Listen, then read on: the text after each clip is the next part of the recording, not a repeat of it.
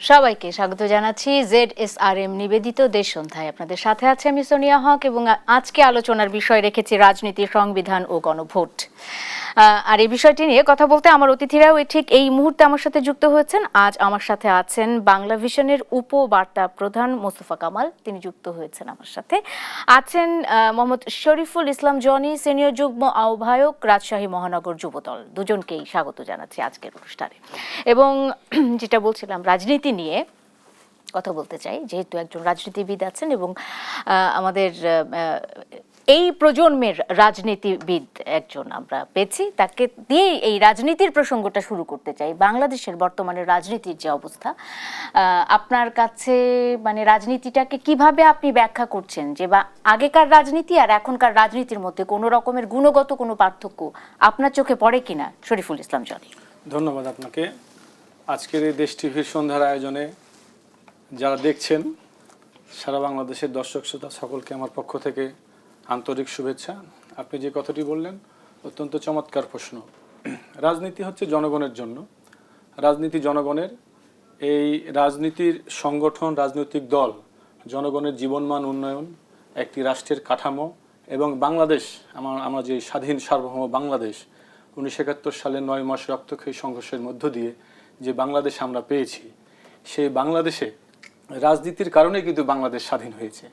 আমরা পাকিস্তানের শোষণ বঞ্চনার বিরুদ্ধে রাজনৈতিক নেতৃত্বই 23 বছর সংগ্রাম করে কিন্তু এই লাল সবুজের পতাকার জন্য প্রেক্ষাপট রচনা করেছেন। পরবর্তীতে দেশের সর্বস্তরের আপামর জনসাধারণ জনযুদ্ধে জড়িয়ে 9 মাস রক্তক্ষয়ী সংঘর্ষের মধ্য দিয়ে এই দেশ স্বাধীন করেছে।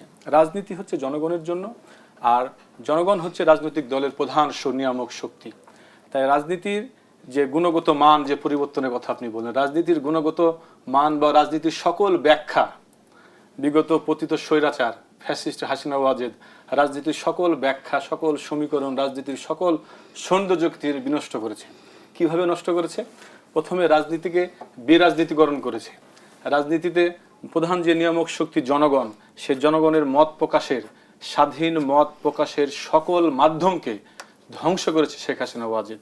আমরা দেখেছি 2007 সালের দেশি বিদেশি ষড়যন্ত্রে মঈনুদ্দিন ফখরুদ্দিনের সরকারের যে সরকার বাংলাদেশের গণতন্ত্রকে বাধাগ্রস্ত করে ক্ষমতা নিল, সেই ক্ষমতা পার্শ্ববর্তী একটি রাষ্ট্রের তৎকালীন যিনি পররাষ্ট্রমন্ত্রী ছিলেন, পরবর্তী তিনি ভারতের রাষ্ট্রপতি হয়েছিলেন প্রণব মুখার্জি, তার যে লিখিত বই কোয়ালিশন ইয়ার্স, সেখানে আমরা দেখতে পাই যে কিভাবে ষড়যন্ত্র করে 111 সৃষ্টি করা হয়েছিল এবং 111 সৃষ্টি করে বাংলাদেশের রাজনীতিকে মাইনাস করার চেষ্টা করা হয়েছিল, বিরাজনীতিকরণ করা হয়েছিল। আমরা দেখি যে রাজনীতিবিদদের চরিত্র হনন করা, বাংলাদেশের সবচেয়ে জনপ্রিয় নেতা নেত্রীদেরকে কারাগারে মিথ্যা সাজানো মামলা দিয়ে কারাগারে নেওয়া এবং তাদের জীবন নাশেরও পর্যায়ে চলে গিয়েছিল।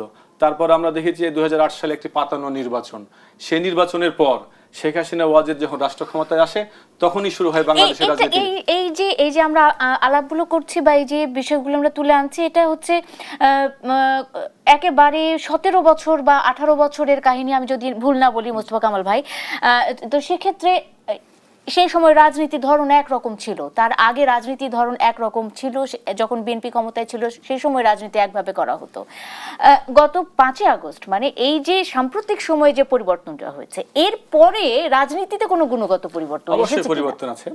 এই পরিবর্তনের কথা আপনাকে আরেকটু সময় নেই, কারণ যখন ফ্যাসিবাদ বাংলাদেশের চূড়ান্ত বিষ বাষ্প ছড়িয়ে পড়েছে, বাংলাদেশে 14 সালে একটি একতরফা নির্বাচন, 18 সালে নিশিরাতের নির্বাচন, 24 সালে আমির দামি নির্বাচনের প্রস্তুতি যখন চলছে, তখন 23 সালে এপ্রিল মাসে বাংলাদেশের গণতন্ত্র মনা সকল রাজনৈতিক দলকে নিয়ে বিএনপির মাননীয় ভারপ্রাপ্ত চেয়ারম্যান বাংলাদেশের ভেঙে পড়া ধ্বংস হওয়া রাষ্ট্রযন্ত্রকে মেরামত করার জন্য এবং গতানুগতিক রাজনীতি থেকে বেরিয়ে যুগোপযোগী এবং আধুনিক বিশ্বের সাথে তাল মিলিয়ে নতুন ধারা রাজনীতি প্রবর্তনের জন্য তিনি 2023 সালে তিনি রাষ্ট্র কাঠামো সংস্কারের 31 দফা দিয়েছিলেন এবং সেখানে বিএনপির যে রাজনীতির গুণগত পরিবর্তন হবে, রাজনীতিকে সংসদের যে উচ্চ কক্ষ হবে, একক ব্যক্তি আপনার রাষ্ট্র মানে সরকার প্রধান এবং বারবার 2 মেয়াদের বেশি সরকার প্রধান থাকতে পারবে না এবং নতুনদেরকে রাজনীতিতে তিনি সুযোগ করে দিয়েছেন। বিএনপির যেটি 31 দফা 31 দফা সেখানে কিন্তু বিএনপির পক্ষ থেকে বারবাঙ্গে এবং ইতিমধ্যে আপনারা লক্ষ্য করেছেন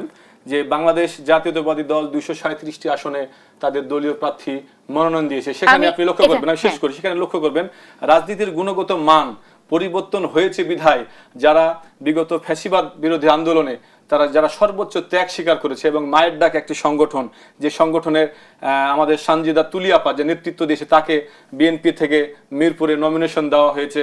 আপনারা লক্ষ্য করবেন যে বাংলাদেশের রাজনীতির গুণগত মান পরিবর্তন হয়েছে বিধায় বিএনপি সেটাকে ধারণ করে বাংলাদেশের তরুণ নেতৃত্বকে তিনি সামনের দিকে নিয়ে এসেছেন এবং বিএনপির ভারপ্রাপ্ত চেয়ারম্যানের উপদেষ্টা পরিষদে ডক্টর মাহাদি আমিনের মতন একজন উচ্চ শিক্ষিত হায়ার এডুকেটেড তিনি এখন বিএনপি রাজনীতির পলিসির সাথে সম্পৃক্ত হচ্ছেন।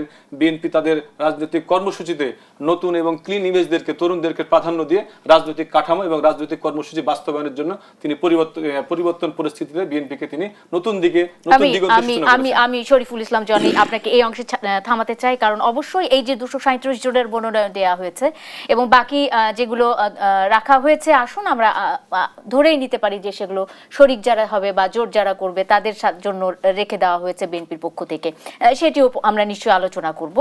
কিন্তু এই যে 237 জনের একটা মনোনয়ন প্রার্থী তালিকা চূড়ান্ত করা হয়েছে সেটিরও কিন্তু প্রতিবাদ কম আমরা দেখতে পাচ্ছি না চারিদিকে।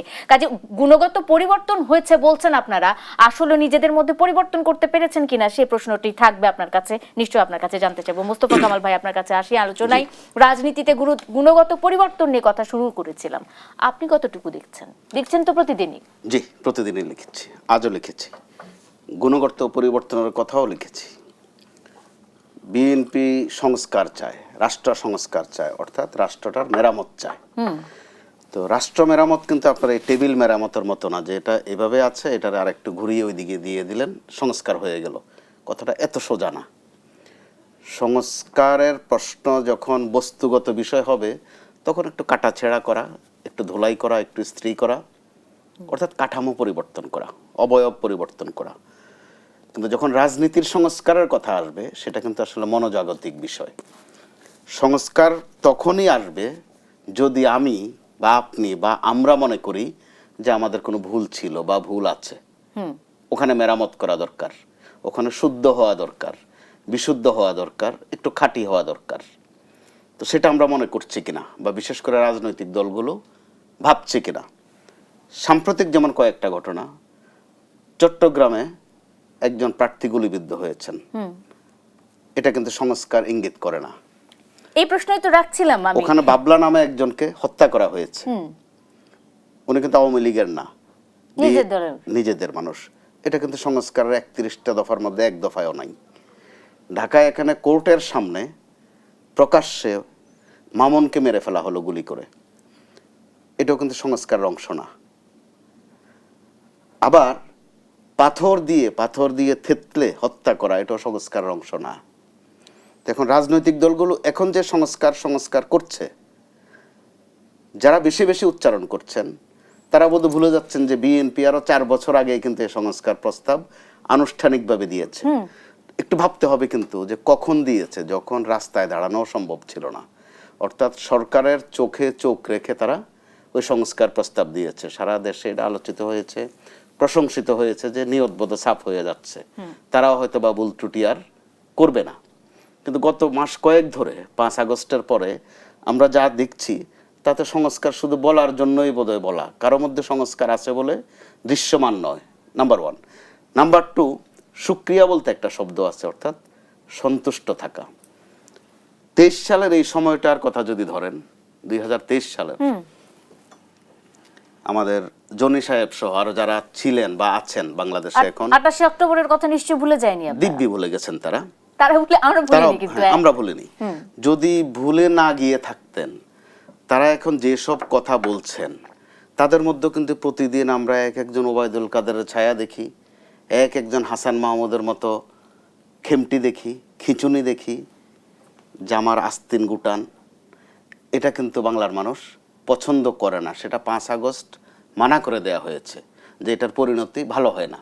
তো ওখান থেকে যারা পরিণতি সরাসরি শিকার হয়েছেন, অর্থাৎ আওয়ামী লীগ, তারা কোনো সংস্কারের দরকার মনে করছেন না, সেটা পরিষ্কার। বরং তারা বার্তা দিচ্ছেন চট করে বা হুট করে আবার চলে আসবেন, এসে কি করবেন, যা করেছেন ওগুলো আরো ভালো মতো করবেন। অর্থাৎ দুর্নীতি করবেন, গুম করবেন, খুন করবেন, অপোজিশনকে দাওয়ানির মধ্যে রাখবেন, কারাগারে নিক্ষিপ্ত করবেন। কিন্তু দুঃখজনক বিষয় হচ্ছে, বিশেষ করে নাম ধরে আমি বলি, বিএনপি এবং জামাতের কতক নেতা আছেন, তারা নিজেরাও মুখে বলেছেন, আমরাও বিভিন্ন মাধ্যমে জেনেছি, যে তারা কোথায় থাকতেন তারা নিজেরাও ঠিক মতো জানতেন না, লুকানোর জায়গাটাও ছিল না। হয় গুম হয়েছেন অথবা গুম হবেন ওই আতঙ্কে ঢাকা শহরে রিক্সা চালিয়েছেন ছদ্মবেশ ধারণ করে, যেটা বিএনপি মহাসচিবও বলেছেন, কাঁদতে কাঁদতে বলেছেন তাদের কর্মীদের কি দুর্দশা ছিল। কিন্তু গত মাস কয়েক ধরে দেখেন তো তাদের কি আচরণ, তাতে মনে হয় যে এই নির্যাতিতই তারা ছিলেন। তারা এখন যে আচরণটা করছেন, যেসব শব্দ উচ্চারণ করছেন, মানুষ তো হাসে, মানুষ তো প্রত্যেকদিন তাদের মধ্যে ওবায়দুল কাদেরের ছায়া দেখে। আমি এই অভিযোগগুলো একটু নিয়ে যাই মোস্তফা কামাল ভাই, আমি একটু শরীফুল ইসলাম জনি আপনার কাছে এই অভিযোগগুলো নিয়ে যাই, যে সংস্কারের কথা বলা হচ্ছে ঠিকই, কিন্তু বিএনপির মধ্যে এই মনোনয়ন প্রত্যাশা বা অনেকদিন পর একটা এত বড় ইলেকশন হচ্ছে, সবাই অংশগ্রহণ করতে চাইবে, অনেক মনোনয়ন প্রত্যাশী থাকবে, এটাই স্বাভাবিক। কিন্তু দলের চেয়ারপারসন বা আমরা যদি বলি যে দলের কর্ণধার যিনি আছেন, তার নির্দেশনায় সবাই মেনে নিবে এমনটা সবাই বলছে, কিন্তু ভেতরে ভেতরে তারা এক ধরনের অসন্তোষ কিংবা এক ধরনের তাদের ভেতরে ক্ষোভ কাজ করছে। শুধুমাত্র ওই ওপর থেকে কোনো একটা খড়গ নেমে আসতে পারে এই ভয়ে তারা বলছে না, রাস্তায় কিন্তু তারা টায়ার জ্বালাচ্ছে, রাস্তায় তারা প্রতিবাদ দেখাচ্ছে, এই বিষয়গুলো কিন্তু হচ্ছে। মানে এই যখন অন্তর্কলহের অবস্থা, তখন দলের মধ্যে আপনারা আসলে শৃঙ্খলা কতটুকু বজায় রাখবেন নির্বাচন পর্যন্ত? ধন্যবাদ। বাংলাদেশ, আপনাকে আমি স্পষ্ট করে বলি, বাংলাদেশে একমাত্র ভিশনারি পলিটিক্যাল পার্টি হচ্ছে বাংলাদেশ জাতীয়তাবাদী দল বিএনপি। আর দীর্ঘ 17 বছরে বাংলাদেশে বিএনপির নেতাকর্মীর নামে 1,40,000-এর উপরে মামলা হয়েছে, যার আসামি ছিলেন 60 লক্ষেরও বেশি। শুধুমাত্র বিএনপি করার কারণে এই 60 লক্ষ মানুষকে আসামি হতে হয়েছে। আমাদের সকালবেলা শুরু হতো কোর্টের বারান্দায় যেয়ে, আর রাত্রে কোথায় থাকবে আমাদের ঠিকানা ছিল না। তো বাংলাদেশে 300 আসনে বিএনপির জন্য এক আসনে একের অধিক যোগ্যতম প্রার্থী ছিল, যারা ত্যাগ তিতিক্ষা সবকিছু মিলিয়ে এই নমিনেশন পাওয়ার যোগ্য। সেখানে বিচ্ছিন্ন কোনো ঘটনা, আমি আমার এলাকায় যদি কেউ একজন প্রার্থী আছে আর একজন প্রার্থী পায়নি, সে স্বাভাবিক কারণে এটা প্রতিবাদ করছে, বা এটা বিচ্ছিন্ন ঘটনা। 300 আসনে 2-1-10টি জায়গা হতে পারে। আমি ভাইয়ের কথায় আসতে চাই। ভাই যে কথাটি বলল যে ঢাকা শহরে প্রকাশ্যে দিবালোকে গুলি করে হত্যা করা হয়েছে মামুনকে, এখন কি বিএনপি রাষ্ট্র ক্ষমতায় আছে? এখন তো বিএনপি রাষ্ট্র ক্ষমতায় নাই। এখন বাংলাদেশের রাষ্ট্র ক্ষমতায় আছে একটি অন্তর্বর্তীকালীন সরকার। এই আইন শৃঙ্খলা রক্ষা করার দায়িত্ব হচ্ছে অন্তর্বর্তীকালীন সরকারের। তাই ভাই সম্ভবত মিডিয়াতে কাজ করে, ভাই অবশ্যই এটা ভালো বলতে পারবে যে এখন রাষ্ট্র ক্ষমতায় আছে হচ্ছে অন্তর্বর্তীকালীন সরকার। সেই সরকারের প্রধান দায়িত্ব হচ্ছে রাষ্ট্রের প্রত্যেক মানুষের নিরাপত্তা নিশ্চিত করা। তাই কোনোভাবেই এই দায় বিএনপির উপরে চাপানোর সুযোগ নাই। আরেকটি কথা ভাই যেটি বলল যে এই বিগত পতিত স্বৈরাচারের মন্ত্রী হাসান মাসুদরা কিংবা ওবায়দুল কাদেররা কথায় কথায় বিভিন্ন রকমভাবে বিদ্রূপ বা অবাস্তব অকল্পনীয় কথা যে জাতির সামনে তুলে আনতো, এই কথাগুলো বিএনপির পক্ষ থেকে এখন পর্যন্ত বিএনপি জনবান্ধব রাজনৈতিক কর্মসূচির মধ্যে আছে, এবং বিএনপির পক্ষ থেকে এখন পর্যন্ত এরকম কোনো কথা আমরা শুনতে পাইনি। বরঞ্চ আমরা দেখেছি এই যে মিয়া মোহাম্মদ গোলাম পরোয়ার, জামাত ইসলামের সেক্রেটারি জেনারেল, তিনি বলেছেন আমরা জুলাই সনদে সই করব না, পরক্ষণে উনি সই করেছেন। আমরা দেখেছি এই যে এনসিপি নতুন দল, এনসিপি নাসিরউদ্দিন পাটোয়ারি এক এক সময় এক এক রকম অকল্পনীয় এবং বাস্তব বিবর্জিত, মানে তার ওই যে বিগত ফ্যাসিবাদের যে দোসর ছিলেন বা তাদের যে মন্ত্রী চালা চামুন্ডা, তাদের ভাষায় কথা বলছে। কিন্তু বিএনপি বাংলাদেশ জাতীয়তাবাদী দলের পক্ষ থেকে বিএনপির মাননীয় মহাসচিব, আমাদের মুখপাত্র বিএনপির সিনিয়র যুগ্ম মহাসচিব রুহুল কবির রিজভী ভাই, এবং বিগত 1.5 বছর যাবত মিডিয়ার সামনে সংবিধান সংস্কার এবং ঐক্যমত কমিশন সহ যাবতীয় বিষয় নিয়ে যিনি কথা বলছেন, আমাদের বিএনপি জাতীয় স্থায়ী কমিটির সম্মানিত সদস্য জনাব সালাউদ্দিন আহমেদ, এদের কোনো কথাই কি বাংলাদেশের মানুষের কাছে মনে হয়েছে হাসান মাসুদের কথা কিংবা ওবায়দুল কাদেরের কথা বা কামরুলের কথা কি মনে হয়েছে? এই প্রশ্নটার উত্তর যেহেতু এটা মোস্তফা কামাল ভাই উঠিয়েছেন, তিনি নিশ্চয়ই বলবেন যে কোন জায়গাতে আপনার মনে হয়েছে যে আসলে ওবায়দুল কাদের কথা বলছে নাকি হাসান মাহমুদ কথা বলছে, সেটি বোঝা যাবে। কিন্তু তার আগে আমি যে বিষয়টিতে ছিলাম সেটা হলো যে 237 জন মনোনয়ন প্রত্যাশী ছিল, তাদের মধ্যে আমরা দেখেছি যে কিছু কিছু জায়গাতে কি কয়েকজন মানে মনোনয়ন প্রত্যাশী যাদেরকে মনোনয়ন দেওয়া হয়েছে তাদের বিরুদ্ধে, মানে তাদেরকে আবারও পুনর্বিবেচনা করার জন্য কিন্তু দলের পক্ষ থেকে চিঠি দেওয়া হয়েছে জনাব তারেক রহমান সাহেবের কাছে। আসলে এই যখন অবস্থা, মানে দল যখন অনেকগুলো ভাগ হয়ে যায়, অনেকগুলো গ্রুপ হয়ে যায়, আমরা জানি যে ভোটও ভাগ হয়ে যায়, এবং এগুলো একেবারে প্রত্যন্ত এলাকার ভোটের কথা আমরা বলছি, ভোট ব্যাংকের কথা বলছি। বিএনপির ভোট ব্যাংকে কোনো রকমের মানে কি বলে এটাকে, যে প্রভাব পড়বে কিনা সেই বিষয়টি নিয়ে কথা বলবো শরীফুল ইসলাম জনি। আমি একটা ছোট্ট বিরতির পর ফিরে আসছি। দর্শক, একটা বিরতি নিচ্ছি। ZSRM নিবেদিত দেশ সন্ধ্যায় সঙ্গে থাকুন, ফিরছি এক্ষুনি। বিরতির পর স্বাগত আরেকবার। দেখছেন ZSRM নিবেদিত দেশ সন্ধ্যা। আপনাদের সাথে আছে আমি সোনিয়া হক। কথা বলছিলাম আজকে রাজনীতি, সংবিধান এবং গণভোট নিয়ে। আমি শুরুতেই চলে যেতে চাই মোস্তফা কামাল আপনার কাছে। মোস্তফা কামাল, রাজনীতিতে সংস্কার হচ্ছে কিনা এই বিষয়টি নিয়ে আমরা কথা বলেছি শুরুর অংশে। শরীফুল ইসলাম জনি বেশ কিছু বিষয় এনেছেন, আপনি নিশ্চয়ই যুক্ত করতে চাইবেন আপনার মতামত। সামান্য একটু যোগ করার আছে এখানে। বিএনপির যিনি চেয়ারপারসন, তাকে শুধু বিএনপি চেয়ারপারসন বললে কিন্তু এখন আর কাভার হয় না তার পরিচয়। তিনি রাজনীতির গুণে, মানে, নেতৃত্বে, ধৈর্যে, এমনকি ভাষায় তিনি কিন্তু বিএনপি চেয়ারপারসনের উপরে অন্য একটা স্কেলে চলে গেছেন। বিএনপির যিনি ভারপ্রাপ্ত চেয়ারম্যান আছেন, তিনিও খেয়াল করবার মতো বিষয় বক্তব্য রাখছেন গুনে গুনে, শব্দগুলোও কিন্তু বাছাই করে করে বলছেন। আমরা গণমাধ্যমের জায়গা থেকে সেটা খেয়াল করেছি, কিন্তু বিএনপির অন্য নেতারা বা কর্মীরা সম্ভবত ওইভাবে খেয়াল করেননি। আমি দুটা বিষয় এখানে উল্লেখ করি। তারেক রহমান সাহেব আজ থেকে 8-9 মাস আগে বলেছিলেন যে সামনের দিনগুলো বড় কঠিন আসছে, নির্বাচন বড় কঠিন হবে, এবং দলের নেতাদেরকে উদ্দেশ্য করে বলেছিলেন যে যত সহজ মনে করছেন আগামী নির্বাচন তত সহজ হবে না। বিএনপির নেতৃত্ব কিন্তু, অর্থাৎ মাঠের নেতৃত্ব, ওই মেসেজটা অ্যাটেনশন দেয়নি, কারণ তারা ভেবেছে যে বাংলাদেশে একমাত্র বড় দল বিএনপি। আসলেই সমর্থনে বলেন, কর্মীতে বলেন, জনবলে বলেন, তারা বড়। তাদের কাছে এটা খুব একটা মন মতো হয়নি কথাটা। কারণ দ্বিতীয় তৃতীয় দল যদি আপনি জামাত বা এনসিপি ধরেন, তো কত মার্কের ব্যবধানে তারা দ্বিতীয় তৃতীয়, 5 নম্বরও আছে কিনা সন্দেহ আছে। কিন্তু বাস্তবে দেখেন তারেক রহমান সাহেবের কথা কত অক্ষরে অক্ষরে ফেলছে। বিএনপির মতো এত বিশাল দলকে কিন্তু নাকানে চুবানি খেতে হচ্ছে মাঠে। তারা যদি তখন অ্যাটেনশন দিতেন তাদের আজকে এই অবস্থা হয় না। জামাতের জনপ্রিয়তা বেড়েছে, এটা অস্বীকার করার সুযোগ নেই, কিন্তু বিএনপির প্রতিদ্বন্দ্বী হওয়ার মতো অবস্থা জামাতের এখনো হয়নি। কিন্তু জামাত একটা হাইপ তুলতে পেরেছে বাজারে, যেটা এই সুযোগটা বিএনপি তাদেরকে দিয়েছে। যেমন ধরুন জামাত যে, কিন্তু তারা ঘি খাওয়ার জন্য আঙ্গুল প্রয়োজনে বাঁকা করতে চায়, ওই মেসেজও তারা দিয়ে দিয়েছে যে তার মানে আঙ্গুল বাঁকা কঠিনও হবে। একটা হচ্ছে কৌশলে তারা দেখেন কতগুলো বিষয়, তারা খুব ছোট্ট ছোট্ট কয়েকটা ওয়াদা এর মধ্যে দিয়েছে। একটা হচ্ছে যে তারা যদি ক্ষমতায় যায় তারা শুল্ক মুক্ত গাড়ি নেবে না, প্লট নেবে না, সরকারি প্লট নেবে না। এটা কিন্তু মানুষের মধ্যে হিট করেছে। তারা প্রত্যেক দিনে কিন্তু এরকম কিছু না কিছু একটা বাজারে ছাড়ে। এটা তো সবাই বলে মোস্তফা কামাল ভাই, নির্বাচনের পর কজন মনে রাখে আর কয়জন জনগণ আপনার আমার মতো মানুষ খোঁজ নিতে যায় যে তারা আসলে প্রতিশ্রুতি রেখেছে কিনা। পরিবর্তিত পরিস্থিতি আছে। তো আপনি যখন একজন উপদেষ্টাই কিন্তু বলে ফেলেছেন যে প্রশাসনে এখন যারা আছেন, অর্থাৎ যে সচিবরা আছেন, যে ডিসিরা আছেন, এসপিরা আছেন, ওসিরা আছেন, অথবা ভিসিরা আছেন ইউনিভার্সিটিতে, যেগুলো বিএনপি আর জামাতের মধ্যে ভাগাভাগি হয়েছিল, অদূর ভবিষ্যতে অবশ্যই জানা যাবে কে কয়টা ডিসি নিয়েছেন, কে কয়টা ভিসি নিয়েছেন। কোনো জিনিস কিন্তু অবশিষ্ট থাকে না বর্তমান প্রেক্ষাপটে। অবশ্যই জানা যাবে কার সংখ্যা কয়টা। দ্বিতীয়ত আসেন এবার একটা, যেটা তিনি বলছেন যে হাসান মাহমুদ অথবা ওবায়দুল কাদেরের ছায়া উনি ওনাদের কারো মধ্যে দেখেন না। খেয়াল করলে দেখতে পাবেন। আমি নামটা উল্লেখ না করি সম্মানার্থে। বিএনপির একজন নেতা বললেন তারেক রহমানের নাম মুখে নিতে হলে অজু করা লাগবে। তিনি যে কত বড় সর্বনাশ করেছেন, বিএনপি কিন্তু সেটা ভুগছে।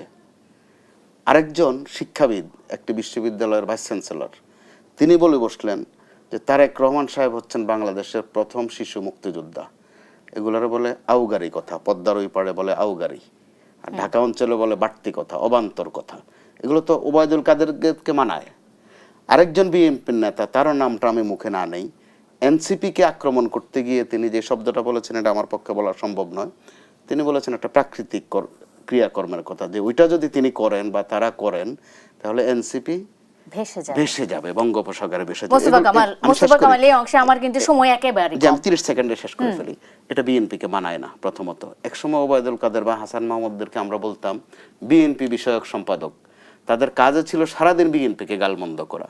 সাম্প্রতিক সময়ে কয়েকজন হয়ে গেছে কি, বিএনপির নাম ততবার মুখে তারা নেন না যতবার মুখে নেন কার্যক্রম নিষিদ্ধ ঘোষিত আওয়ামী লীগের নাম। বেগম খালেদা জিয়ার নাম ততবার মুখে নেন না যতবার মুখে নেন শেখ হাসিনার কথা। অর্থাৎ এক অর্থে তারাই কিন্তু আওয়ামী লীগকে প্রকারান্তরে টিকিয়ে রাখছেন। এটা কি আসলে রাজনৈতিক কৌশল কিনা, যে একসময় বিএনপিকে টিকিয়ে রেখেছিল আওয়ামী লীগের নেতারা বিএনপির নাম সকাল সন্ধ্যা উচ্চারণ করে, এখন বিএনপির নেতারা সকাল সন্ধ্যা আওয়ামী লীগের নাম উচ্চারণ করে তাদেরকে টিকিয়ে রাখছে কিনা? শরীফুল ইসলাম জনি, অনেকগুলো প্রশ্ন আছে, খুব সংক্ষেপে আপনি এই অংশে শেষ করবেন। ধন্যবাদ। প্রথমে বিরতির আগে আপনি যে কথাটি বলেছিলেন যে বিএনপির যে কিছু কিছু জায়গায় বিদ্রোহ নিয়ে বিএনপির আপনার হচ্ছে যে ভাঙার বা বিএনপির ভোট ভাগ হওয়ার, আপনাকে আমি বিনয়ের সাথে আপনার মাধ্যমে যারা শুনছেন দেখছেন তাদেরকে বলতে চাই, বিএনপিকে 11 থেকে শুরু করে এই বিগত পতিত স্বৈরাচার যে 3টা নির্বাচন করেছে, সেই নির্বাচনে বিএনপির বহু নেতাকে অনেক রকম লোভ লালসা দেখিয়েও বিএনপিকে তারা ভাঙতে পারেনি। বিএনপি বাংলাদেশের জনগণের দল, বাংলাদেশের স্বাধীনতা, সার্বভৌমত্ব এবং বাংলাদেশের গণতান্ত্রিক বাংলাদেশ বিশ্বাস নিয়ে তিনি বিএনপি রাজনীতি করে। বাংলাদেশি জাতীয়তাবাদী আদর্শের বিএনপির দর্শন, ধর্ম বর্ণ নির্বিশেষে সকলে আমরা বাংলাদেশি। আর বিএনপি জনগণের হৃদয়ে, বিএনপিকে ভাঙার কোনো সুযোগ নাই।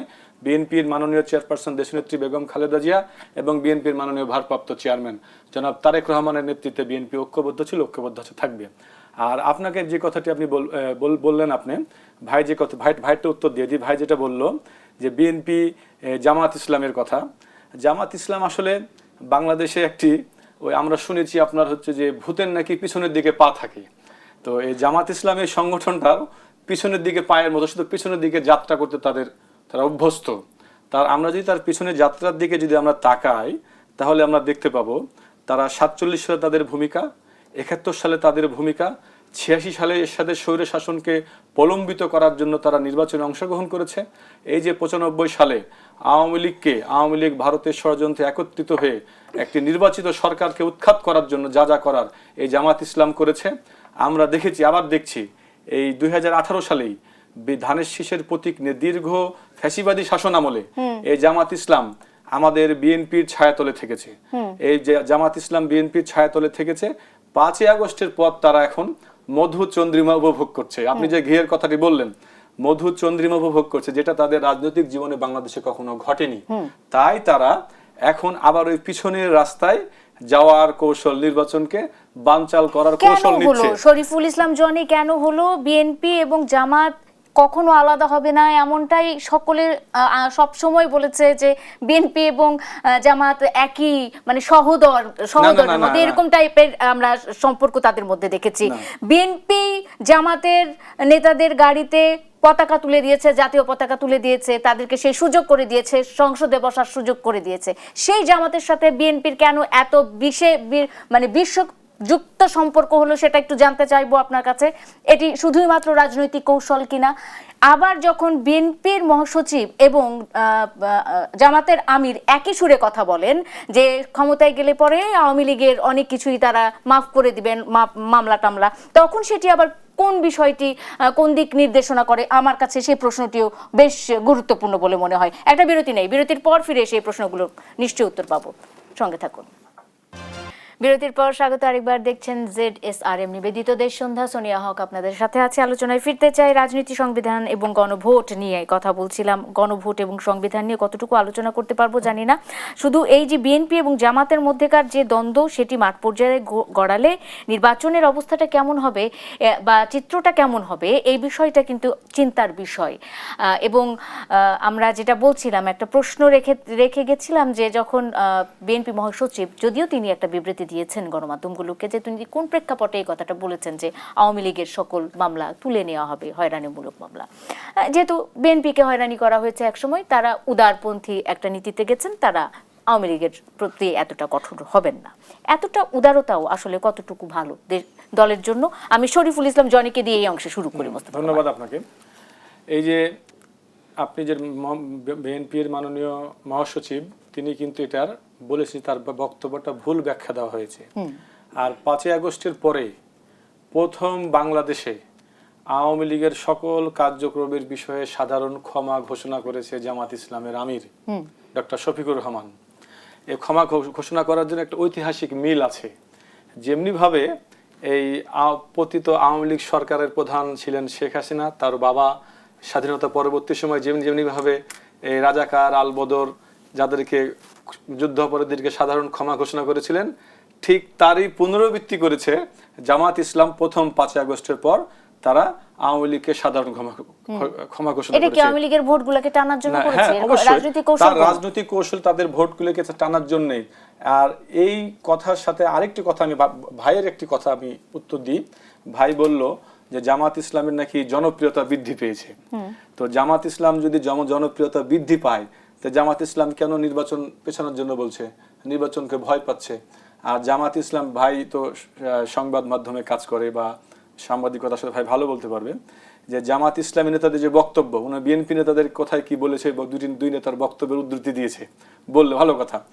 ওই বক্তব্যের পরে বিএনপির ওই ভাইস চেয়ারম্যান বরকত আলী বুলু ভাই যে বক্তব্যটা কুমিল্লায় দিয়েছিলেন, তিনি তার পরে তার দুঃখ প্রকাশ করেছেন। কিন্তু আমরা বাংলাদেশের মানুষ, অধিকাংশ মানুষ আমরা মুসলমান, প্রায় আমরা 90% মানুষ আমরা মুসলমান শতকরা। আমরা সকলে ধর্মভীরু, আমরা কিন্তু ধর্মান্ধ নই। আমরা ধর্মভীরু, আমরা ধর্মান্ধ নই। এই জামাত ইসলামী এই 5ই আগস্টের পরবর্তী সময় আমরা যা দেখছি, সেটা হচ্ছে তারা রোজা আর পূজাকে মুদ্রার এপিঠ ওপিঠ বানাচ্ছে, নাউজিবিল্লাহ। তারা হযরত মুহাম্মদ সাল্লাল্লাহু আলাইহি সাল্লামের নামকে সাথে কৃষ্ণ বিষ্ণুর সাথে তুলনা করছেন, নাউজিবিল্লাহ। তারা জামাত ইসলাম হিন্দু শাখা গঠন করেছে। জামাত ইসলাম রোজা পূজাকে যেমন এক করছে, বাড়ি বাড়ি গিয়ে জান্নাতের টিকিট তারা বিক্রি করছে। জামাত ইসলাম কি করছে? মুক্তিযুদ্ধকে বাদ দিয়ে 24কে তারা সামনে নিয়ে আসার চেষ্টা করছে। 24-এর গণ অভ্যুত্থান আমরা ধারণ করি, 24-এর গণ অভ্যুত্থান ধারণ করি বিধায়িত জামাত ইসলামকে যে পতিত ফ্যাসিস্ট নিষিদ্ধ করেছিল, দাড়িপাল্লা প্রতীক নিষিদ্ধ করেছিল। আমরা জুলাই আগস্টের গণ অভ্যুত্থানকে ধারণ করি বিধায়িত জামাত ইসলাম এখন সক্রিয় রাজনীতি করছে। বাংলাদেশের মানুষের কাছে রাজনীতি নির্বাচনে ভয় কিসের?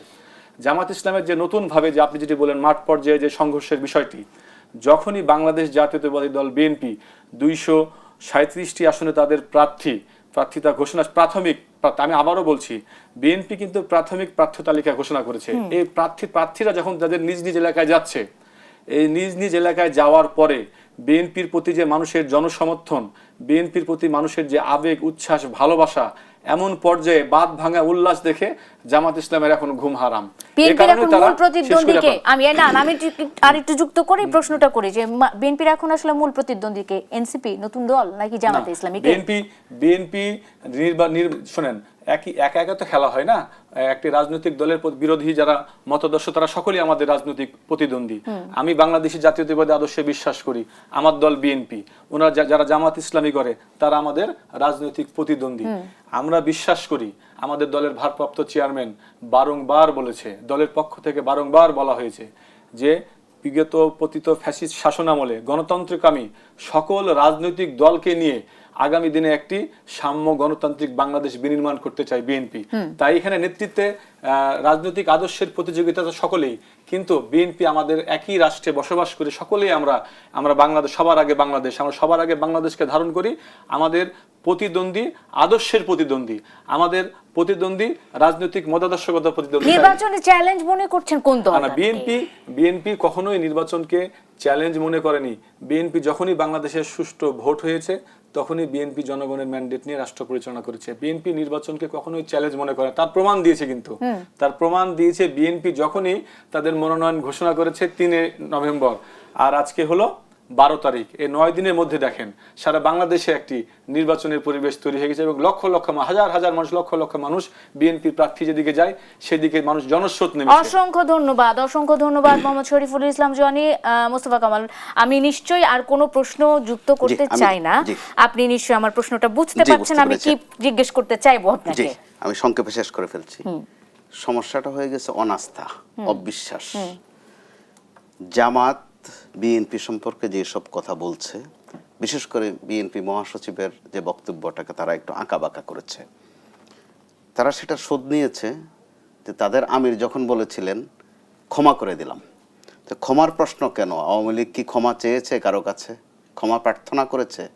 তো ক্ষমা চাওয়ার আগে আপনি ক্ষমা করে দিচ্ছেন, কখনো জামাত করে কখনো বিএনপি করে, অবান্তর বিষয়। কিন্তু ঠিক আগামীকাল অর্থাৎ আনলাকি 13 তারিখে যদি কালকে আওয়ামী লীগ আর একটু ভালো পারফরমেন্স শো করে, লকডাউন অর্থাৎ উৎপাদ ঠিকমতো করতে পারে দেশের কয়েক জায়গায়, এই বিএনপি আর জামাতের এই কথাগুলো কিন্তু থাকবে না। আজকে আমরা যে কথাগুলো আলোচনা করছি, ঠিক তারা চট্টগ্রাম অঞ্চলের একটা গান ছিল বা আছে এখনো, কলজার ভিতরে বান্দের এককম তোমারে, সিনার লগে টাঙ্গায়ের এককম তোমারে, আবার এক হয়ে যাবে, কোনো সময় লাগবে না। এখন যেগুলো বলতেছে সেগুলো একদম বাড়তি কথা। ঠিক আসনের বিষয়েও আজকে রাতে একটা সমঝোতা হোক বা আজকে রাতে না হলে আগামীকালও যদি হয়, পরশু দেখবেন 2 দলের বক্তব্য আর এরকম নয়, তারা অনেকটা সখাসখি হয়ে যাবে। মাঝে দিয়ে তারা কিন্তু লোক হাসাচ্ছে 2 দলের প্রতি। মানুষ কিন্তু এক ধরনের তারা যে ভেঙচি কাটছেন প্রকারান্তরে এক দল আরেক দলের প্রতি, মানে এটা কি আসলে প্রমাণ করার চেষ্টা করছে মোস্তফা কামাল যে ওই যে এক সময় বিএনপির সাথে জামাতের সুসম্পর্ক ছিল সেটি এখন আর নাই? এটা কি এক ধরনের আইওয়াস হচ্ছে? কিছুটা তামাশার মতো, সেটা মানুষ বিনোদিত হচ্ছে ওখানে। সংবিধানের প্রশ্ন, আচ্ছা সংবিধানের বিষয়ে 30 সেকেন্ডে শেষ করে দিচ্ছি আমি। আমরা এখন কি সংবিধানের মধ্যে আছি? না, নেই। নো, এটা হয় বোঝাপড়ার মধ্য দিয়ে। দলগুলোর যখন একটা বোঝাপড়া হয় তখন সংবিধান ম্যাটার করে না। শেখ হাসিনা যে পালিয়েছে এটা কি সংবিধানে আছে? না।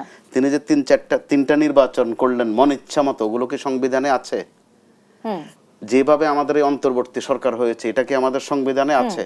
কিন্তু যখন বোঝাপড়া হবে রাজনৈতিক দলগুলোর মধ্যে, দেখবেন সংবিধান বাধা হয়ে দাঁড়াবে না। আমি একটু শরীফুল ইসলাম জনির কাছে ছোট করে জেনে নিতে চাই, একেবারে সময় নাই, 30 সেকেন্ড। জি, দেখুন বাংলাদেশের সংবিধান এখন পর্যন্ত 17 বার পরিবর্তন হয়েছে, 17 বার সংশোধন হয়েছে। বাংলাদেশ সংবিধানে 17 বার সংশোধনী হয়েছে।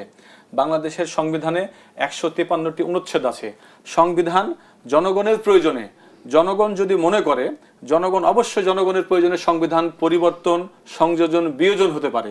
কিন্তু বর্তমান যে জামাত ইসলাম সহ অন্যান্য যারা বলছে যে এই সংবিধান মানি না, আমরা গণভোট আগে দিতে হবে, গণভোট আমি কয়েক সেকেন্ড, গণভোট কখন হয়?